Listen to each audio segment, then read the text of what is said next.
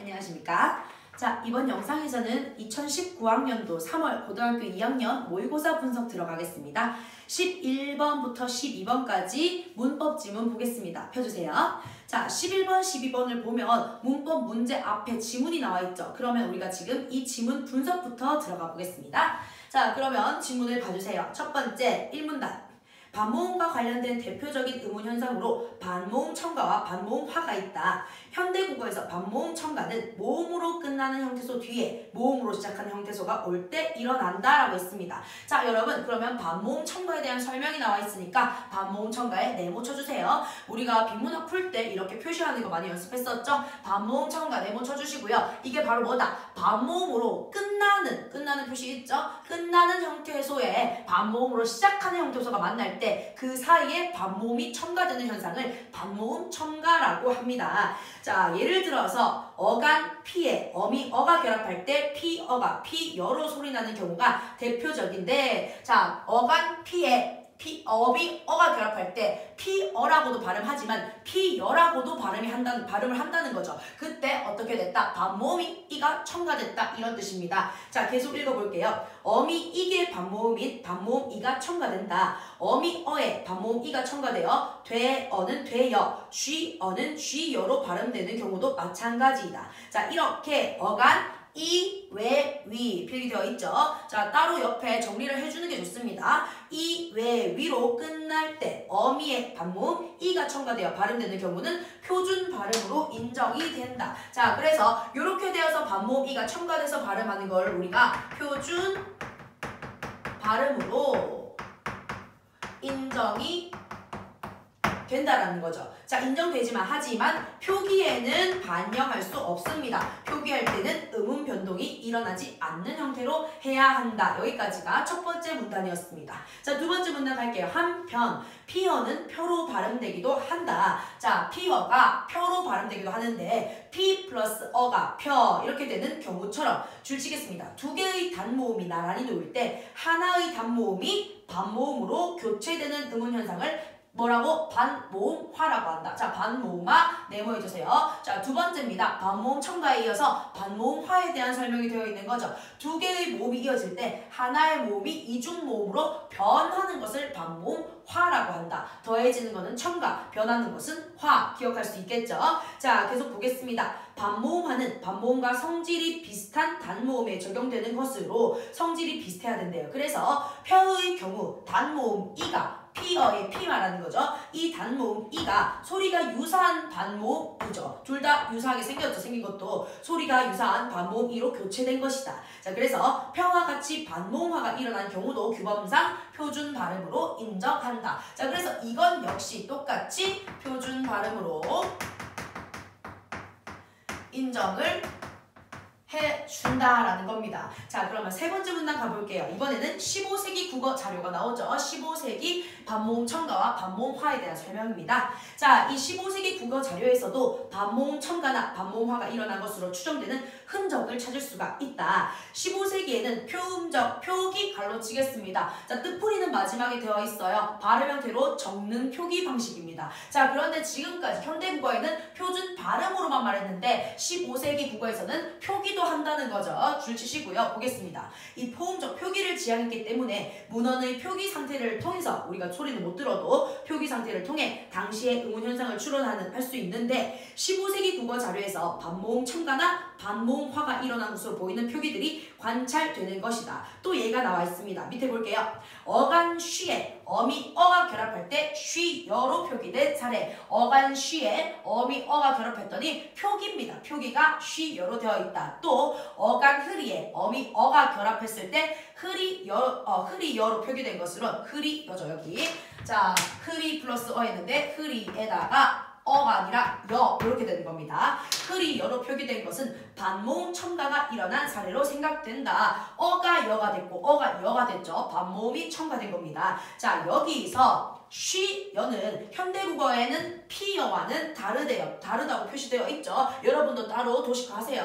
자, 현대국어 피여와는 다른 음운 환경에서 반모음 첨가가 일어난 것인데 어떻게? 15세기에는 위의 표기가 쉬어의 쉬 말하는 겁니다. 이 위의 표기가 우와 반모음 이가 결합한 이중모음을 나타낸 것으로 추정됐기 때문이다. 현대국어에서는요. 위, 단모음이죠. 키위를 주게 되어서 내가의 위가 있잖아요. 하지만 15세기에는 어땠다? 우와 반모음 이가 결합한 이중모음으로 봤다. 현대국어와는 다른 점입니다. 자, 이렇게 봤습니다.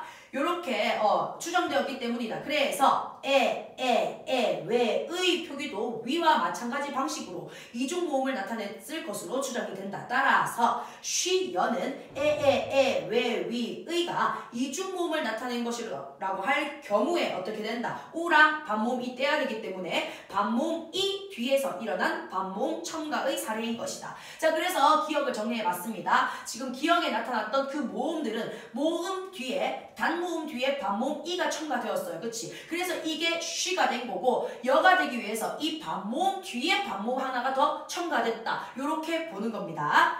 자, 계속 가겠습니다. 이와 달리 세모하세요. 어간 꾸미에 어미 어가 결합할 때 꾸미에 어가 결합할 때 꾸며로 표기된 경우는 현대국어의 펴처럼입니다. 자, 그러면 쉬어가 쉬여가 된 거는 피어가 펴가 된 거랑 다르게 보는 거죠. 그치? 그런데 꾸미에 어가 돼서 꾸며가 되는 거는 피어가 펴가 된 거랑 같이 보는 겁니다. 계속 갈게요. 자, 표처럼 어간 이로 끝나는 꾸미 이로 끝났죠? 어간 이로 끝나는 용언에서 일어난 반모음 화의 사례라고 할 수 있다. 자, 그러면 이 어간 이에 있는 이가 뭐가 된 거다? 반모음 이로 변했다. 그래서 얘는 반모음 화라고 보는 거죠. 자, 그래서 기억은 다시 뭐다? 기억은 반모음 첨가에 대한 설명이었고요. 니은은 반모음 화에 대한 설명이었습니다. 반모음화에 대한 설명입니다. 또한 19세기 국어에서 체언, 바 뒤에 주격조사 이. 자, 주격조사 이 중요하죠. 11번 문제를 풀려면 주격조사 이 꼭 체크해야 됩니다. 주격조사 이가 붙을 때 배로 표기한 것도 반모음화로 설명할 수 있다. 그러면 바로 뭐다? 바 플러스 이가 배가 된 거는 바에다가 이 이가 반모음 이 비슷한 반모음 이로 변했겠죠? 그래서 배가 된 것으로 설명할 수 있다라고 했습니다. 자, 이렇게 설명을 도식화해서 보니까 별로 어렵지 않은 그런 지문이었어요.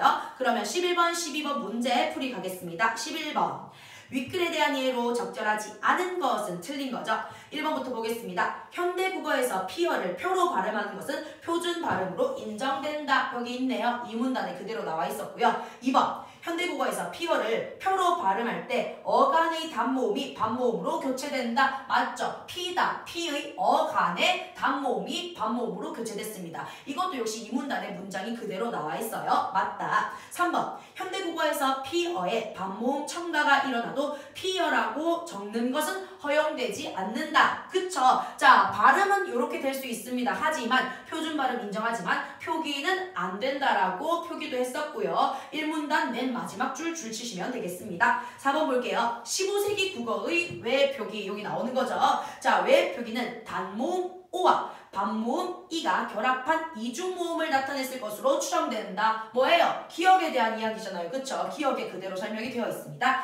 5번이 정답인데요. 왜 틀린지 볼까요? 5번. 15세기 국어의 체언 바에 마지막에 나온 거죠. 체언 바에 주격조사 이가 붙어 배로 표기된 사례에는 체언의 단모음이 반모음으로 교체되었을 것으로 추정된다. 어디가 틀렸죠? 여기가 틀렸죠. 체언의 단모음이 반모음으로 교체됐다. 자, 바 플러스 이가 있을 때 배가 된 거는요. 체언 바의 단모음이 아니라 주격조사 이의 단모음이 반모음으로 교체된 겁니다. 그쵸? 자, 그런데 5번에서는 체언의 단모음이 교체됐다라고 했으니까 틀렸습니다. 이게 되게 쉬운 거는 본문에 그대로 나와 있잖아요. 주격조사 이가 붙었다라고. 그쵸? 알아두시면 돼. 자, 12번 영상 풀이 들어가겠습니다. 보기에 A에서 D 중 윗글의 기억과 니은에 해당하는 사례로 적절한 것은 이라고 했는데 다시 한번 살펴볼게요. 기억은 반모음 이 뒤에 반모음 이가 추가되는 반모음 첨가 현상이었고 니는 어간 이가 반모음 이로 변하는 반모음화에 대한 설명이었습니다. 자, 그러면 기억 니은 기억 니은을 찾기 위해서 A, B, C, D를 한번 살펴보겠습니다. 자, 일단 A부터 볼게요. 내 이를 위하여. 그런데 친절하게 오른쪽에 풀이가 되어 있죠. 밑줄 친 부분에 음운 변동 과정이 나와 있습니다. 자, 내를 봤더니 어떻게 되어 있어요? 나 플러스 이 했더니 이것이 내가 되었다라고 했는데 이거는 바 플러스 이가 배가 된 현상이랑 똑같은 거죠. 자, 나라는 체언 뒤에 이 주격조사 이가 반모음 이가 된 반모음화 현상이 되겠습니다. 하지만 기억과 니은에는 맞지가 않죠. 그래서 A는 답이 될 수 없겠네요. 자, 그 다음 B 볼게요. 수비 니겨라고 해서 니겨 봤더니 니기 플러스 어가 니겨가 된 건데, 자 보시면 니기다라는 어간입니다. 어간 이가 자 니기까지는 오는 거고요. 이 어간 이가 바로 뭐가 되어서 반모음 이가 되어서 어랑 만나는 거죠. 그래서 여가 된 겁니다. 자, 그러면 이 니은은 바로 뭐다? B는 바로 뭐다? 이 니은의 현상과 똑같은 거죠. 자, 그러면 B 옆에 니은 이렇게 적어주시면 되겠습니다. 자, C 볼게요. 기여 있는데요. 자, C는 기 플러스 했더니 이게 기여 요렇게 된 거죠. 자, 요거는 뭐랑 닮았습니까? 우리가 앞에서 봤던 쉬 플러스 했더니 쉬어가 되는 현상이랑 똑같은 거죠. 어떻게 봐야 돼요? 플러스 자, 이게 의가 플러스 반모음 이 요렇게 봐주는 거고요. 자, 그리고 어가 나오는 이 사이에 바로 반모음 이가 첨가가 돼서 기여 요렇게 되는 거죠. 기억이랑 똑같은 현상이네요. 자, 그러면 C가 기억이 되겠습니다. 정답은 나왔네요. 정답은 2번이고요. 자, 그래도 D도 한번 봅시다. D여를 보는 건데 D 플러스 했더니 이게 D여가 되었다. 이건 뭡니까 여러분? 요거죠. P어를 우리가 P여로 발음하는 거랑 똑같습니다. 이 뒤에 어가 왔을 때 그 사이에 반모음이가 추가되는 현상이 되겠습니다. 자, 그래서 정답은 2번입니다. 넘어갈게요. 자, 13번 문제를 한번 보겠습니다. 보기의 탐구 활동을 수행한 결과로 적절한 것만 고른 것은 이라고 했는데, 자, 읽어볼게요. 탐구 과제 다음을 참고해서 탐구 자료 기억에서 리을을 A, B로 구분하고 그렇게 구분한 근거를 적어보자. 자, 보기 네모 박스 봅시다. 어근에 파생 접사가 결합하여 새로운 단어가 형성될 때 품사가 바뀌는 경우도 있고 품사가 바뀌지 않는 경우도 있다. 자, 예를 들어서 명사 마음에 접사 씨가 결합하여 마음 씨가 될 때는 품사가 바뀌지 않지만, 그렇죠, 마음도 명사, 마음 씨도 명사, 품사는 바뀌지 않았어요. 자, 그런데 형용사 넓다의 어근 안 변하는 부분이죠. 넓이요. 넓에 접사 이가 결합해서 넓이가 될 때는 형용사가 명사로 품사가 바뀌는 겁니다. 그쵸? 자, 요것을 구분하는 건데 탐구 자료 우리가 한번 보겠습니다. 자, 첫 번째.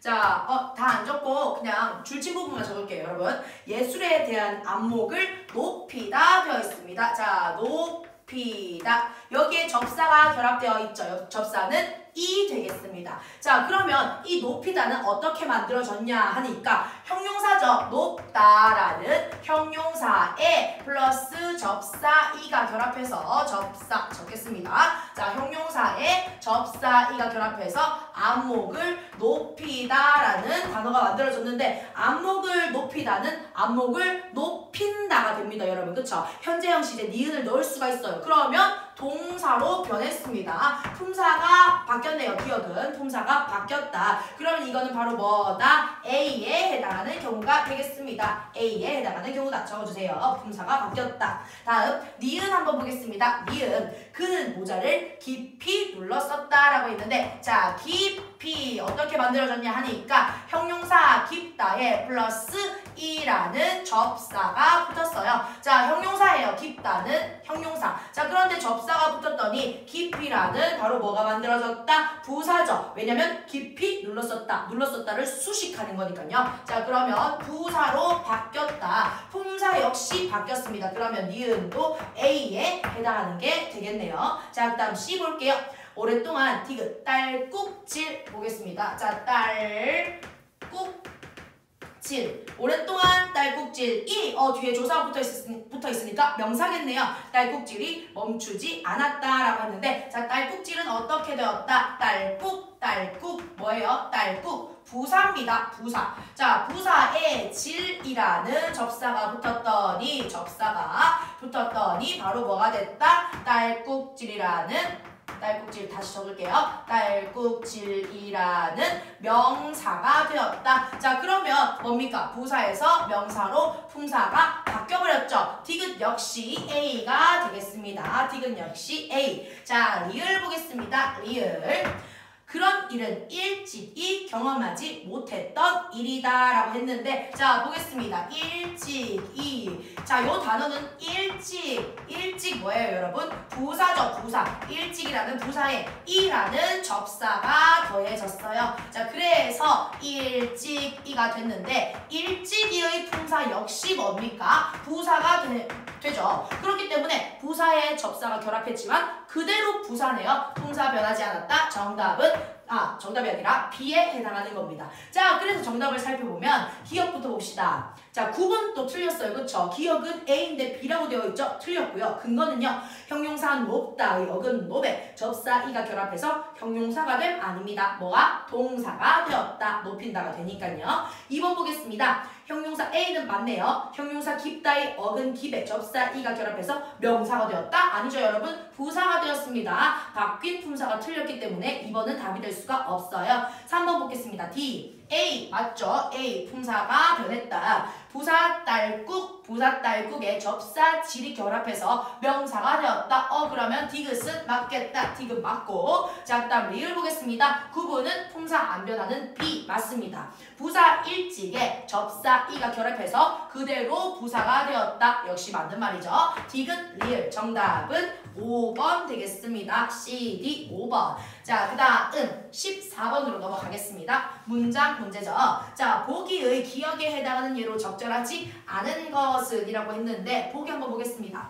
학생, 한 문장 안에 주어와 서술어의 관계가 한 번 나타나 있는 문장을 혼문장이라고 하고, 여러분 다 아시죠?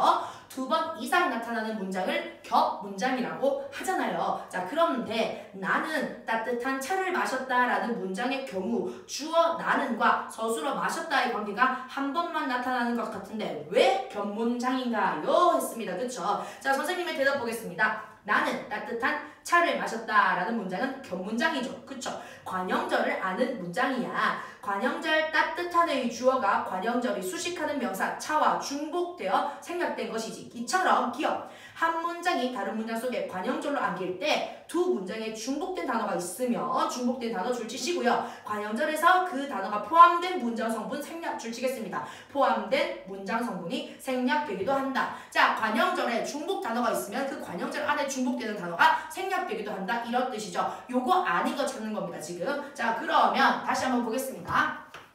나는 차를 마셨는데 어떤 차예요? 따뜻한 차를 마셨다라는 문장이 있습니다. 자, 전체 주어는 나는이에요. 그쵸? 전체 주어는 나는. 서술어는 마셨다 되겠습니다. 이렇게 안 적고 한글로 적겠습니다. 자, 나는 주어, 마셨다, 서술어. 자, 차를, 을 목적격 조사니까 목적어 되는데요. 자, 여기에서 따뜻한이 뭘까? 차를 꾸며주니까 당연히 관형어 되겠습니다. 관형어. 그런데 이 따뜻한이라는 문장 성분이 하나의 문장이 관형어로 바뀐 거죠. 자, 그래서 이거를 우리가 뭐라고 한다? 관형어 역할하는 절이 있다. 관형절을 아는 문장이라고 합니다. 자, 여기까지는 여러분 찾아낼 수 있는데요. 자, 그런데 지금 14번에서 하고 싶은 말은 바로 뭐다? 이 관형절 안에 생략된 문장 성분이 있다라는 거죠. 뭡니까? 중복된 얘가 생략됐다는 거죠. 이 문장을 빼서 그러면 완전한 문장으로 만들어 보세요. 나는 차를 마셨다.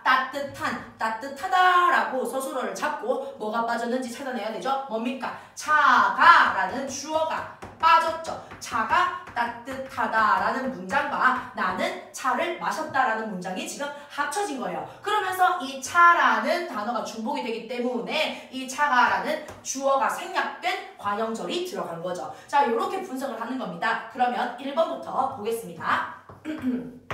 자, 1번. 그녀는 그가 여행을 간 사실을 몰랐다라고 했는데 자 그러면 그녀는 어디가 안겨있는 문장인지 찾아야 되죠. 그녀는 주어 몰랐다 사실을 목적어 몰랐다가 서술어예요. 그쵸? 자 서술어 몰랐다 찾았고 또 서술의 기능을 할 수 있는 게 있을까 하고 나서 그 문장을 찾아보세요. 뭡니까? 그가 여행을 가다라는 문장이 안겨있는 거죠. 자 그래서 갈로를 쳐주셔야 됩니다. 그녀는 그가 여행을 가다지만 니은으로 바뀌고 간 뒤에 사실을 꾸며줍니다. 자 체언을 꾸며주는 관형절이죠. 사실을 몰랐다. 자 그런데 이 관형절을 아는 문장 속에 안긴 문장을 빼내면 여러분 어떻게 됩니까? 그가 여행을 가다 그대로입니다. 그가 여행을 가다. 생략된 게 있나요? 없죠. 정답 바로 나왔습니다. 정답은 1번 되겠어요. 1번. 자, 그러면 2번부터 볼게요. 2번. 내가 사는 마을은 무척이나 아름답다라고 했는데 역시 어디에 갈로 쳐준다? 내가 사는 갈로 치고 뒤에 있는 마을에게 화살표 마을이라는 명사를 꾸며주는 관형절을 아는 문장이죠. 자 그러면 이 문장을 꺼내보세요. 문장을 만드세요. 그쵸? 자 그러면 이 문장을 꺼내면 어떻게 된다? 내가 산다 마을에 그쵸? 내가 마을에 산다 라는 문장이었어요. 원래는. 그런데 이 마을은 전체 문장의 목적어와 중복이 되기 때문에 부사어가 생략된 그런 관형절이 되겠습니다. 부사어가 생략된 관형절. 자, 그 다음 3번 보겠습니다. 그는 소설책을 꺼냈다. 어떤? 책장에 있던. 자, 그는 갈로 열고요. 책장에 있던 무엇을 뒤에 소설책, 체언을 꾸며줍니다. 소설책을 꺼냈다. 자, 그러면 이것도 역시 관형절을 아는 문장인데 똑같이 해보시면 되겠죠? 자, 안겨있는 문장 빼내세요. 그는 소설책을 꺼냈다. 어디? 책장에 있던. 그러면 책장에 있다. 문장 완벽하지 않죠? 무엇이? 소설책이 책장에 있다라는 문장이 안겨있는데 소설책 중복되니까 생략된 겁니다. 3번도 역시 맞고요. 자, 4번 보겠습니다. 자, 나는 딸기를 씻었다. 어떤 딸기? 동생이 먹을 딸기를 꾸며주는 관형절 되겠고요. 역시 자 꺼내볼게요. 그러면 동생이 뭡니까? 먹었다. 무엇을? 딸기를. 동생이 딸기를 먹었다 또는 먹다라고 할게요. 먹다라는 문장이 안겨있는 건데 딸기 중복되니까 목적어가 생략된 관형절을 아는 문장 되겠습니다. 자, 5번 보겠습니다. 마지막으로 물이 깨끗해요. 어떤 물? 골짜기에 흐르는 갈로. 골짜기에 흐르는 뒤에 오는 물 꾸며주네요. 체험 꾸며주는 관형절을 아는 문장인데 자, 이거 역시 한번 꺼내서 문장을 만들면 골짜기에 흐른다.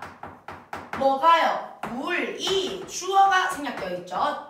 생략됩니다. 왜냐하면 중복되기 때문에 없어지는 거죠. 물이 골짜기에 흐른다라는 문장이 안겨 있으면서 주어가 생략된 거죠. 그래서 주어가 생략된 관형절을 아는 문장 되겠습니다. 결국 나머지 1번만 생략된 게 없고 나머지는 다 하나씩 생략된 걸 찾을 수 있기 때문에 답은 1번 되겠습니다. 자, 그 다음 마지막으로 15번 볼게요. 15번. 보기는 사전 활용하기 학습을 위한 자료이다. 이에 대한 이해로 적절하지 않은 것은 이라고 했습니다. 자, 사전 문제는 여러분 좀 쉽게 풀리죠. 그쵸? 그렇기 때문에 바로 문제를 보겠습니다. 보기는요. 그치다라는 동사와 멈추다라는 동사의 사전 일부를 가지고 왔어요. 1번 보겠습니다. 그치다. 1의 문형 정보와 용례를 보니 용례까지 본대요. 그치다. 1은 자동사로도 쓰일 수 있고 타동사로도 쓰일 수 있다라고 했네요. 자, 여러분 자동사와 타동사 뭔지 알아야 되죠. 자동사로 쓰일 수 있다라는 거는 목적어 없이 쓰일 수 있다라는 거고 타동사로 쓰인다라는 거는 목적어가 있어요. 목적어가 있게 쓰인다라는 뜻이죠. 자, 보겠습니다. 그치다. 1번 봐주세요. 자, 일단 목적어가 있어야 된다라고 했지만 용례를 보니까 비가 그치다. 목적어 있어요? 없죠. 목적어 없어도 되는 자동사로 쓰이고요. 뒤에는 울음을 그치다. 을 목적격조사죠. 울음을이라는 목적어가 있네요. 목적어 있게 타동사로도 쓰일 수 있다. 1번 맞겠습니다. 자, 2번 넘어가겠습니다. 그치다 이 보셨죠? 문형 정보와 용례를 보니 그치다 이는 부사어를 반드시 필요로 하는군 이라고 했습니다. 자, 그런데 그치다 이에 보면 어디에 어디으로라고 필수 문장 성분에 부사어가 적혀져 있어요. 그쵸? 문형 정보를 보니까 부사어 필요하네. 그럼 용례를 한번 볼까? 출석률이 절반 정도의 줄지세요. 부사어 있네요. 그쳤다. 또 예감으로 그치지 않고 예감으로 줄쳐주세요. 역시 용례 두 개에도 부사어가 사용되고 있습니다. 그러면 무조건 부사어, 필수적 부사어가 있어야 하는 거구나. 맞네요. 3번 보겠습니다.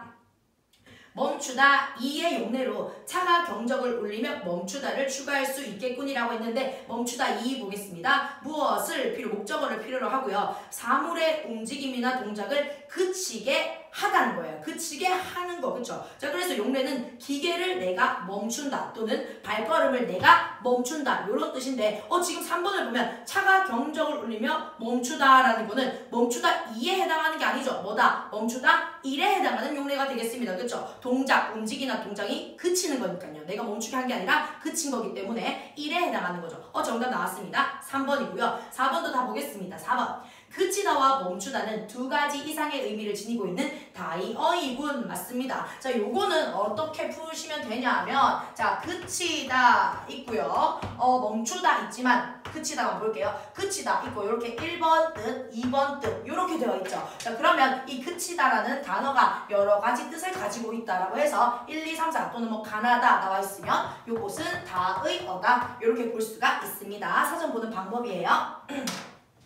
마지막 5번 그치다 1과 멈추다의 뜻풀이와 용례를 보니 두 단어는 유의 관계에 있군이라고 했는데 보시면 됩니다. 뜻풀이와 용례가 모두 비슷하기 때문에 비슷한 유의어 관계구나, 유의 단어구나 라는 것을 알 수가 있겠습니다. 자, 여기까지 문법 해설 영상 마치고요. 자, 그러면 문학 해설 영상 보겠습니다.